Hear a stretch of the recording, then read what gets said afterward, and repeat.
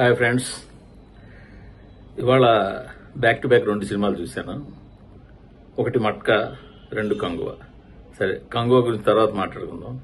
ముందు మట్కా గురించి మాట్లాడుకుందాం.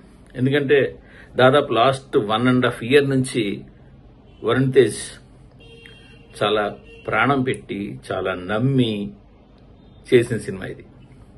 దీనికోసం ఆయన 2-3 గెటప్స్ లో కనిపించారు. దానికోసం ఆయన చాలా ఎక్సర్సైజ్ చేశారు. ప్రొడ్యూసర్ కూడా ఈ సినిమాకి చాలా అసలు ఏమాత్రం కాంప్రమైజ్ కాకుండా ఖర్చు పెట్టారు. ఒక వింటేజ్ విశాఖపట్నాన్ని స్క్రీన్ మీదకి తీసుకురావడం కోసం అని ఆర్ట్ డైరెక్టర్ చాలా రీసెర్చ్ చేశారు. దానికి తగ్గ డబ్బులు ఖర్చు పెట్టారు. సో ప్రీ రిలీజ్ పబ్లిసిటీకి ఎక్కడ డోకా లేదు. అసలు చాలా ప్రాణం పెట్టి పబ్లిసిటీ చేశాడు వరుణ్ తేజ్. ఎంత బాగుంది. మరి సినిమా ఎలా ఉంది చూద్దాం. ఫస్ట్ ఆఫ్ ఆల్ లైన్గా చూసుకుంటే ఎక్కడో మట్టిలో పుట్టిన ఒక అనాథ లాంటి క్యారెక్టర్ ఒక రిచ్ పొజిషన్కి వెళ్ళడం అన్నది మనకు చాలా సినిమాలు వచ్చాయి. ర్యాగ్స్ టు రిచ్ అనేది అంటారు అలాగా. సో ఈ సినిమా కూడా అదే.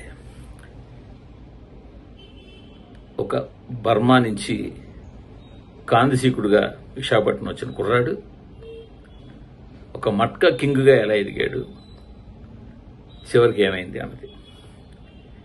ఈ సినిమాకి ఫస్ట్ సమస్య ఏంటంటే,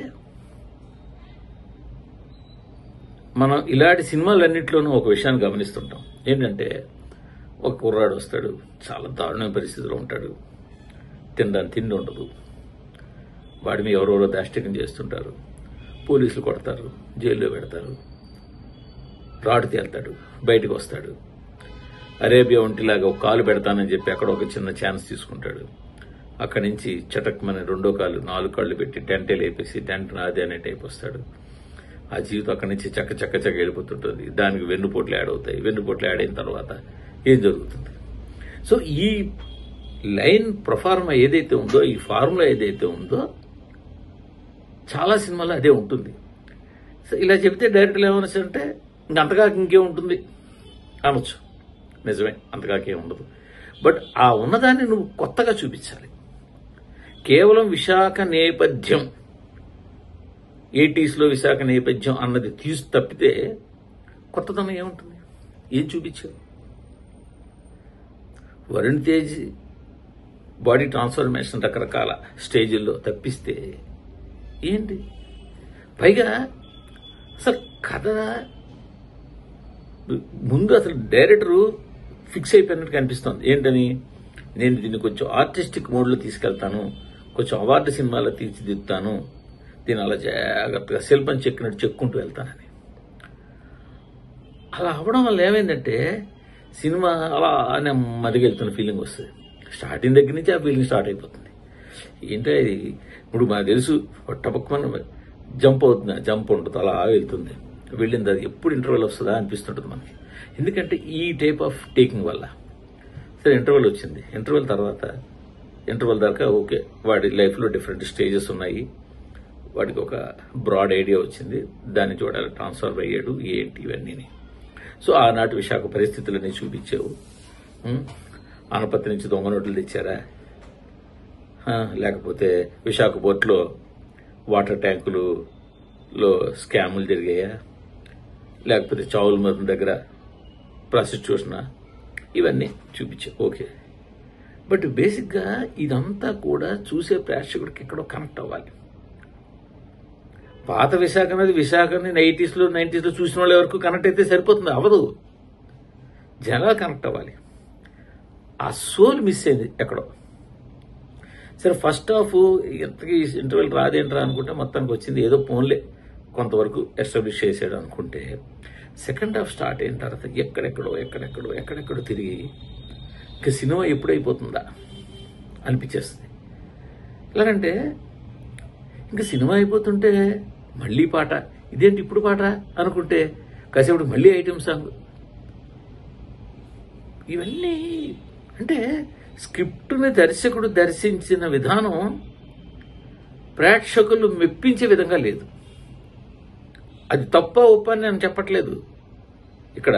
ఎందుకంటే దర్శకుడు నా కథని నేను ఇలా చెప్పాలనుకుంటున్నాడు ఆయన చెప్పేశాడు, అందులో ఆయన తప్పు పట్టం. బట్ అది జనాలకి నచ్చుతుందా నచ్చలేదా, నచ్చుతుందా నచ్చదా, నచ్చిందా అన్నది చూసుకుంటే మాత్రం అక్కడ దర్శకుడు ఫెయిల్ అయ్యాడు. మీకు నా పాయింట్ ఎంత ఉంటుంది? దర్శకుడు ఇష్టం, ఆయన సినిమాని ఆయన ఎలాగైనా తీసుకోవచ్చు, అది ఆయన ఇష్టం కాదనట్లేదు. బట్ అది జనాలకి జనరంజకంగా జనాల కుర్చీలో కూర్చుని చూసేలా ఉండాలి, అంతేగాని జోకులు వేసుకునేలాగా సీరియస్నెస్ పోయేలా ఉండకూడదు. అది ఇక్కడ ప్రాబ్లం. ఎక్కువ మాట్లాడితే ఇప్పుడు సినిమా కథ అంతా చెప్పడం ఇలాంటివన్నీ వస్తాయి కాబట్టి ఎక్కువ మాట్లాడట్లేదు నేను, కేవలం వెర్డిక్ట్ మాత్రమే చెప్తున్నాను. ఇంకోటి ఏంటంటే వరుణ్ తేజ్ పాపం ఈ సినిమా కోసం ఆయన కష్టపడ్డాడు, కొంతవరకు ఆయన లెవెల్ తగ్గట్టు ఆయన చేశాడు, దాంట్లో అతని లోపం ఏం లేదు. కానీ మనకి గుర్తొచ్చేలా చేసేయకూడదు. ఇంద్రుడు చంద్రుడిలో కమల్ హాసన్, సీనియర్ కమల్ హాసన్ ఒక స్టేజ్ వచ్చిన తర్వాత మారి కూతుర్ని ఒళ్ళు పాడుతూ లాలీజో లాలీజో అని పాట పాడుతూ తన కథనే పాటగా మార్చి ఆ పిల్లకి చెప్తాడు. అది అద్భుతమైన సన్నివేశం. దర్శకుడు ఏం చేశాడంటే తెలివిగా ఆ పాటను తీసేసి హీరో తన కథనే కథగా పిల్లని కూర్చోబెట్టి ఏదో భగవద్గీత చెప్పినట్టుగా ఒక 5-10 నిమిషాలు పడి కథ మొత్తం చెప్పేసి చివరిన మాట్లాడతాడు, ఇది నీకు అర్థమైనప్పుడు నువ్వే వచ్చి నాకు ముద్దు పెడతావని. ఆ పిల్ల అర్థమై ఏ ముద్దు పెట్టిందో తర్వాత సంగతి, కానీ ముందు ప్రేక్షకుడు మాత్రం, చూసే ప్రేక్షకుడు ఎప్పుడైపోతుందా ఈ కథ చెప్పడం, ఈ కథ ఏంట్రా బాబు అనుకునేలాగా చేసేసాడు.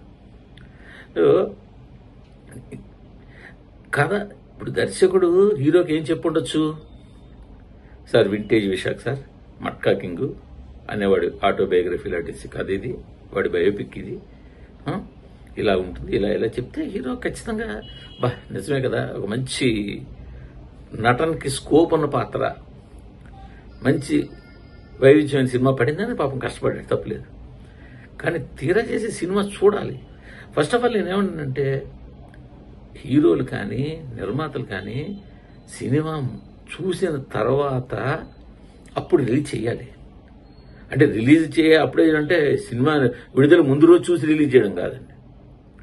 వాళ్ళు కథను ఎలా జడ్జి చేసి కదా ఒప్పుకుంటారు సినిమాని, అలాగే సినిమా జడ్జి చేసి అప్పుడు రిలీజ్ చేయాలి. లేకపోతే బ్యాడ్ అయ్యేది ఎవరు? హీరోలే. నష్టపోయేది ఎవరు? నిర్మాతలే.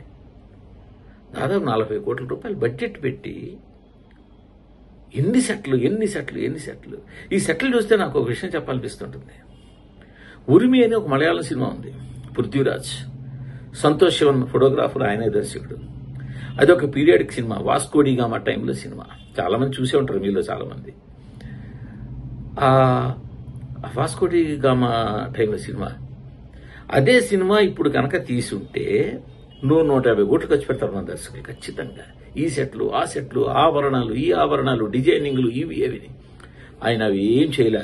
ఒక authentic Kerala vintage periodic cinema అన్నట్టుగా తీస్తూ అనకూడదు. కానీ అది ఇలాంటి సినిమా తీసేవాళ్ళకి చిన్న రూల్ బుక్. ఎలాగంటే ఆ సినిమాలో కొన్ని షాట్లన్నీ అవుట్డోర్లో ఉంటాయి. అవుట్డోర్ షాట్లన్నీ కూడా లాంగ్ షాట్ల కింద కూడా ఉంటాయి, మిడ్ షాట్లు, లాంగ్ షాట్ అన్ని పెట్టుకుంటాడు. ఎందుకు? అవుట్డోర్ ఏం మారుతుంది? చెట్టు చామ 80లోనైనా 90లోనైనా 70లోనైనా ఇప్పుడైనా అదే కదా. సో అది వాడుకున్నాడు ఆయన తెలివితేటలు. ఇంటీరియర్ సీన్లన్నీ మ్యాక్సిమం క్లోజ్అప్ షాట్లు వాడుకున్నాడు. సో వెనకాల బ్యాక్గ్రౌండ్ చేయాల్సిన డెకరేషన్ అంతా కూడా ఏదైతే ఇప్పుడు ఈ వేలం వేదిగా భారీతనం కోసం వెంటపడుతున్నారు. ఇప్పుడు రాజుగారి తీయాలంటే భారీ రాజభవనం నిర్మించాం, లేదు వింటేజ్ విశాఖ మొత్తం తీసుకొచ్చి పెట్టాం. ఎవరికి తెలుస్తుంది?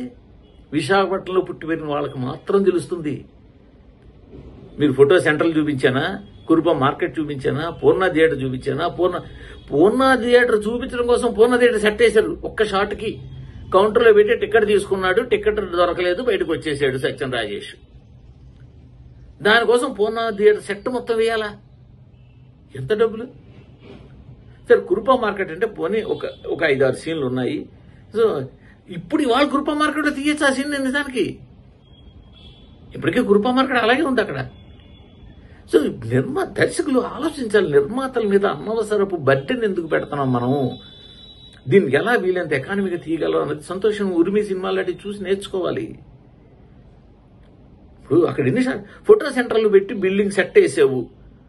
ఎక్కడ వైజాగ్ మన ఇది ఉంది సూపర్ బజార్ సెంటర్ దగ్గర. సో ఎంతమందికి తెలుసు ఫోటో సెంటర్లు? ఆ జనరేషన్ వాళ్ళు పుట్టిన నా బోట్ లాంటి వాళ్ళకి ఎవరికి కొంతమంది తెలుస్తుంది. దానికోసం సెట్, ఇలా సెట్లు సినిమా నిండా సెట్లు. హీరో ట్రైన్ ఎక్కాడు, ముంబైలో దిగాడు, దానికోసం ట్రైను, దాని ట్రాక్, దాని అడావిడి. సినిమాకి ఇంకా గొప్ప విషయం ఏంటంటే, సినిమా ఇలా ఉంటే బాగుంటుంది అనుకున్నాడు ఎవడంటే బ్యాక్గ్రౌండ్ స్కోర్ ఇచ్చిన సంగీత దర్శకుడు. మంచి బ్యాక్గ్రౌండ్ స్కోర్ ఇచ్చాడు, కానీ ఆ బ్యాక్గ్రౌండ్ స్కోర్లో ఉన్న డెప్త్ కానీ ఆ బ్యాక్గ్రౌండ్ కొన్న కెపాసిటీ కానీ అక్కడ సీన్లో లేదు.